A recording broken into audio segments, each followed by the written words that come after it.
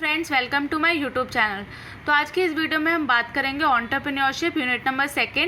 तो इसके अंदर आज हम देखेंगे criteria of selecting a business entity. अगर हमने बिजनेस स्टार्ट करना है तो उसके लिए हमें कौन कौन से क्राइटेरिया है जिसको फॉलो करना पड़ेगा। सेकेंड टॉपिक है हमारा formation of private limited company. अब स्टार्ट करते हैं। When making a decision about type of business to form there are several criteria you need to evaluate. मतलब जब हमने डिसीजन ले लिया है कि किसी बिजनेस को हमें स्टार्ट करना है तो उसके बाद हमें कौन कौन से क्राइटेरिया है जिसको हमें फुलफिल करना पड़ता है।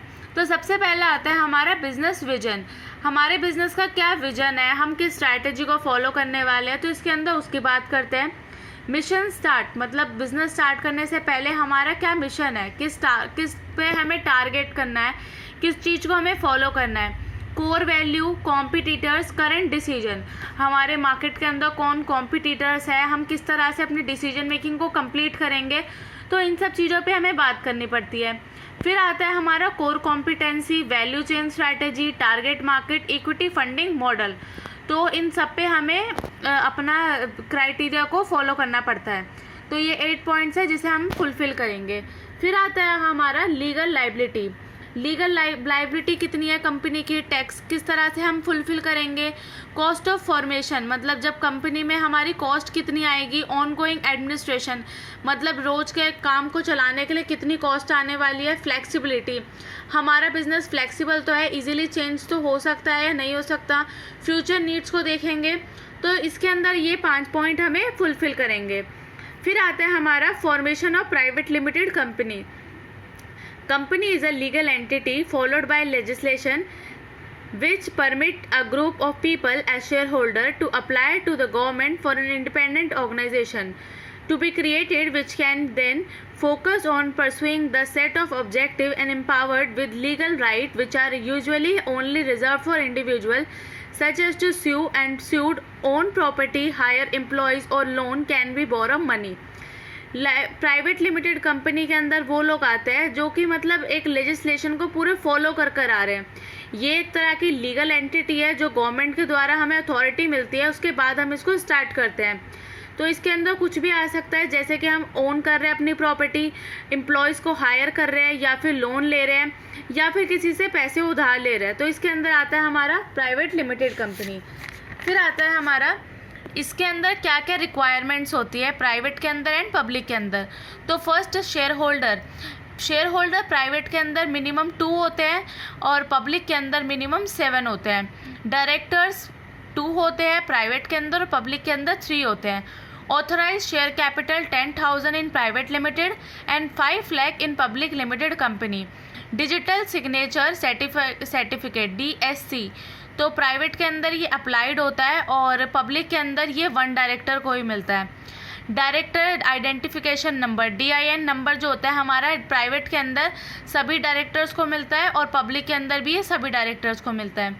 Legal act governing business in India, कौन कौन से एक्ट है, मतलब बिजनेस करने के लिए जब हमें इंडिया के अंदर करते हो तो कौन कौन से टैक्स को या लीगल फॉर्मेलिटीज़ को हमें पूरा करना पड़ता है।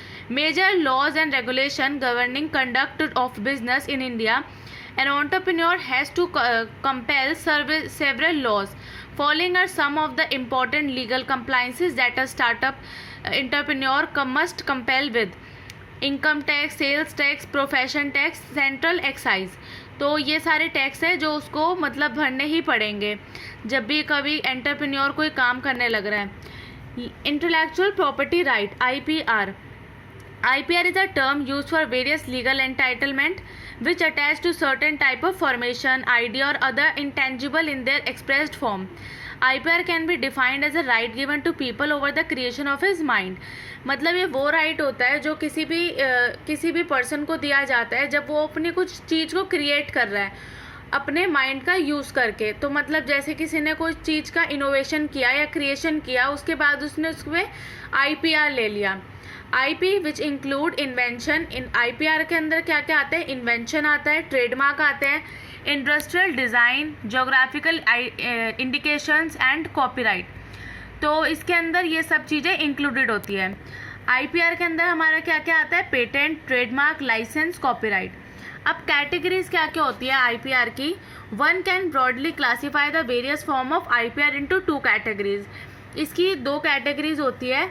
तो इसके अंदर आता है इन्वेंटिव एंड क्रिएटिव, और दूसरा होता है इंफॉर्मेशन टू कंज्यूमर, मतलब जिससे कंज्यूमर को कुछ इंफॉर्मेशन मिले। और फर्स्ट वाली आती है हमारी जो कुछ क्रिएटिव हो, ये किसी इन्वेंशन से या इनोवेशन से हमने बनाई हो, तो उसके अंदर हमारा आता है patent, utility model, industrial design, copyright, plant breeds and information to consumer के अंदर आता है जिससे कि कंज्यूमर को कुछ इंफॉर्मेशन मिल रही हो, तो उसके अंदर आता है हमारा ज्योग्राफिकल इंडिकेशन, ट्रेडमार्क्स।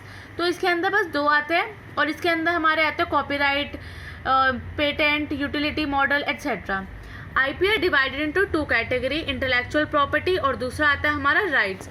तो फर्स्ट आता है हमारा कॉपीराइट। कॉपीराइट क्या होता है? Protection given the copyright holder the exclusive right to copy the work, modify it, that is create derivative works and distribute, perform and display the work publicly।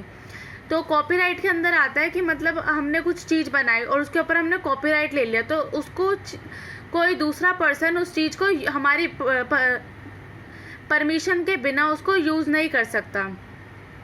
फिर आता है पेटेंट। पेटेंट के अंदर आता है ये एक मेथड होता है या इनोवेशन जिसके अंदर हम इसकी प्रोटेक्शन ले लेते हैं। फिर उसके बाद हमारा आता है it granted a patent gives you monopoly on selling, using, making और importing an invention. This requirement for a patent are complex. Trademark के अंदर आता है ये एक तरह का हमारा ब्रांड नेम होता है जिसके अंदर कुछ भी आ सकता है, वर्ड्स आ सकते हैं, सिम्बल्स आ सकते हैं, जो कि रिप्रेजेंट करता है कि क्या आइडेंटिटी है हमारे, मतलब जो भी प्रोडक्ट है उसकी क्या आइडेंटिटी है और वो किस मार्केट के अंदर यूज़ होने वाला है। Trademark give you a legal protection that no one else can use this trademark. मतलब ये हमें एक तरह का लीगल प्रोटेक्शन प्रोवाइड करवाता है जिससे कि कोई और पर्सन हमारे ट्रेडमार्क को हमारी परमिशन के बिना यूज़ नहीं करेगा। तो आज हमारा यूनिट नंबर 2 ख़त्म होता है और इसकी PDF आपको डिस्क्रिप्शन बॉक्स में मिल जाएगी और मेरी प्रीवियस वीडियो की लिंक भी आपको डिस्क्रिप्शन बॉक्स में मिल जाएगी। अगर आपको मेरी वीडियो पसंद आई हो तो प्लीज़ लाइक करें और मेरे चैनल को सब्सक्राइब करें। Thank you.